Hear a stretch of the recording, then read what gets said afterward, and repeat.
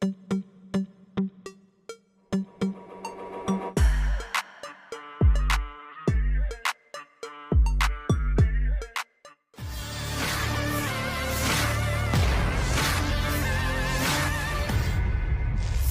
Rusia menghancurkan pertahanan angkatan bersenjata Ukraina sepanjang hari. Terbukti dalam sebuah rekaman yang ramai beredar di media sosial Telegram pada Kamis 6 Juni 2024.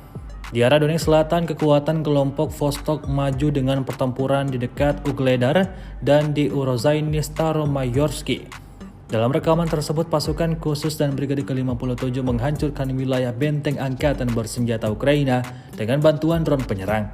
Sebelum mengirimkan pesawat serang untuk menyerang, posisi musuh diproses secara aktif oleh operator UAV. Hasil akhirnya seperti yang terlihat dalam rekaman, ledakan dahsyat berulang kali terjadi di posisi angkatan bersenjata Ukraina.